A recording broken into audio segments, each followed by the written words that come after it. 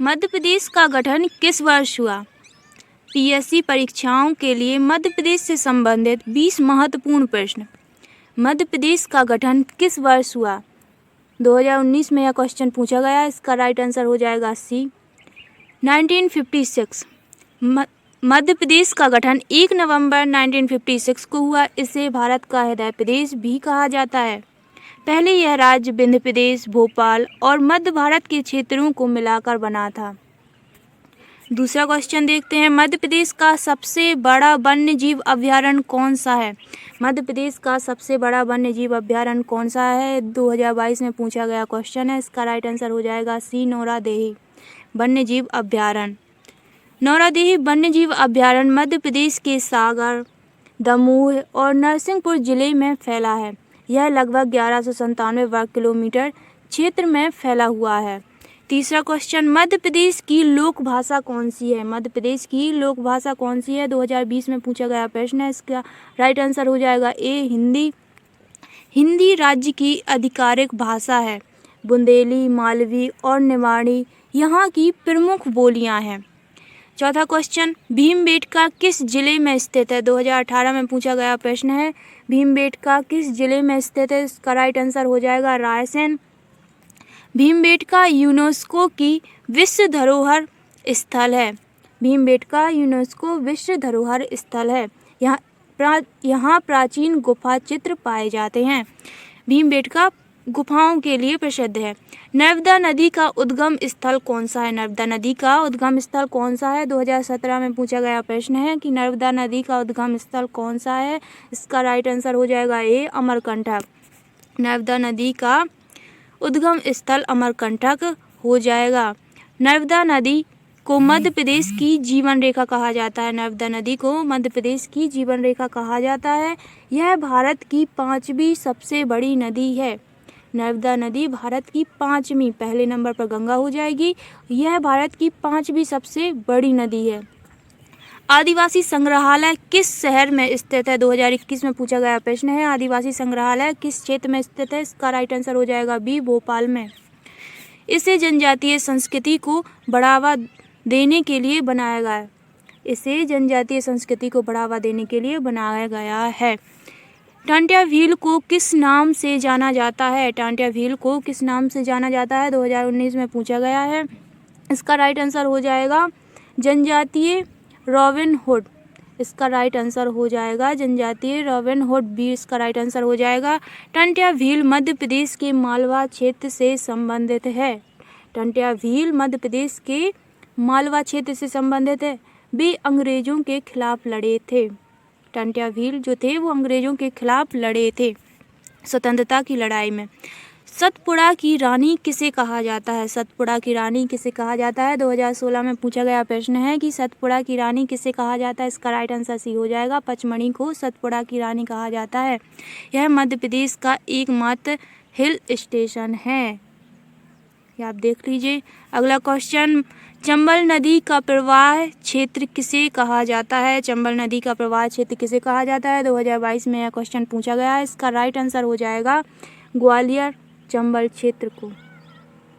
चंबल नदी का प्रवाह क्षेत्र ग्वालियर चंबल क्षेत्र को कहा जाता है। चंबल नदी राजस्थान, मध्य प्रदेश और उत्तर प्रदेश से होकर गुजरती है। चंबल नदी राजस्थान, मध्य प्रदेश और उत्तर प्रदेश से होकर गुजरती है। उज्जैन में आयोजित होने वाला प्रमुख पर्व कौन सा है? उज्जैन में आयोजित होने वाला प्रमुख पर्व कौन सा है? 2018 में क्वेश्चन पूछा गया। इसका राइट आंसर हो जाएगा वी, कुंभ मेला। उज्जैन में आयोजित होने वाला पर्व कुंभ मेला है। उज्जैन में हर 12 वर्षों में सिंहस्थ कुंभ मेला लगता है। हर 12 वर्ष बाद यहाँ सिंहस्थ कुंभ मेला लगता है उज्जैन में। तानसेन संगीत समारोह किस शहर में आयोजित होता है? तानसेन संगीत समारोह किस शहर में आयोजित होता है? 2021 में पूछा गया प्रश्न है। इसका राइट आंसर हो जाएगा ग्वालियर। ग्वालियर में तानसेन संगीत समारोह आयोजित किया जाता है। तानसेन अकबर के नवरत्नों में से एक थे। तानसेन अकबर के नवरत्नों में से एक थे। यह संगीत समारोह तानसेन की स्मृति अर्थात याद में आयोजित किया जाता है। यह संगीत समारोह तानसेन की याद में आयोजित किया जाता है। मध्य प्रदेश में हीरो की खदानें कहाँ स्थित हैं? मध्य प्रदेश में हीरो की खदानें कहाँ स्थित हैं? 2019 में पूछा गया प्रश्न है। इसका राइट आंसर पन्ना हो जाएगा। पन्ना को भारत का हीरा जिला कहा जाता है। पन्ना को भारत का हीरा जिला कहा जाता है। यहाँ नेशनल पार्क भी है। अगला क्वेश्चन, मध्य प्रदेश में कौन सा राष्ट्रीय उद्यान बाघ परियोजना के तहत सबसे पुराना है? 2018 में पूछा गया है। मध्य प्रदेश में कौन सा राष्ट्रीय उद्यान बाघ परियोजना के तहत सबसे पुराना है? इसका राइट आंसर हो जाएगा ए, कान्हा-किसली राष्ट्रीय उद्यान। 1773 में यहाँ बाघ संरक्षण की शुरुआत हुई। 1973 में यहाँ बाघ संरक्षण की शुरुआत हुई।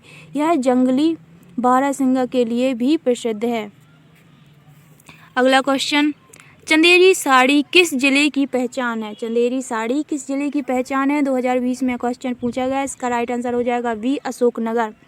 चंदेरी साड़ियों को उनकी बुनाई और डिजाइन के लिए जाना जाता है। यह क्षेत्रीय हस्तशिल्प का हिस्सा है। यहाँ पर रहने वाले जो क्षेत्रीय व्यक्ति हैं वो अपने हाथों से इन साड़ियों की डिजाइन व बुनाई बनाते हैं, जिसके लिए यह विश्व में प्रसिद्ध है।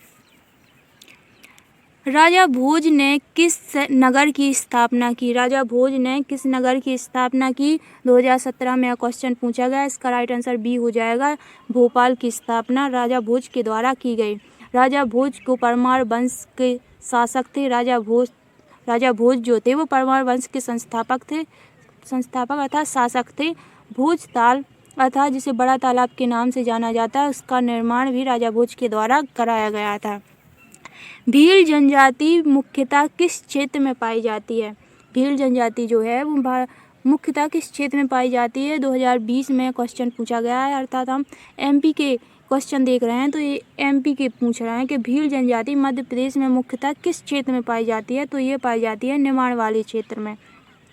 भील जनजाति मध्य प्रदेश की सबसे बड़ी जनजातियों में से एक है। भील जनजाति जो है वो मध्य प्रदेश की सबसे बड़ी जनजातियों में से एक है। इसकी प्रमुख भाषा भीली है। इनकी प्रमुख जो भाषा है वो इनकी लोकल भाषा भीली है।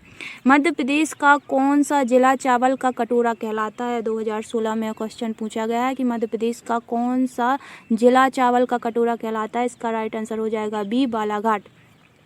बालाघाट में सबसे अधिक वर्षा होती है, जिस कारण से, और वर्षा में सबसे अधिक चावल का उत्पादन होता है। इस कारण से बालाघाट में सबसे बड़ी मात्रा में चावल की खेती होती है। यहाँ मैंगनीज उत्पादन के लिए भी प्रसिद्ध है। मैंगनीज उत्पादन के लिए भी प्रसिद्ध है। बेतवा नदी का उद्गम स्थल कहाँ है? बेतवा नदी का उद्गम स्थल कहाँ है? 2021 में पूछा गया प्रश्न है। बेतवा नदी का उद्गम स्थल हो जाएगा पचमढ़ी। इसका राइट आंसर हो जाएगा बी, पचमढ़ी। बेतवा नदी का उद्गम स्थल पचमढ़ी हो जाएगा। 2022 में क्वेश्चन पूछा गया है। बेतवा नदी यमुना की सहायक नदी है। बेतवा नदी यमुना की सहायक नदी है। यह झांसी और ओरछा से होकर गुजरती है। बेतवा नदी जो है वह झांसी और ओरछा से होकर गुजरती है।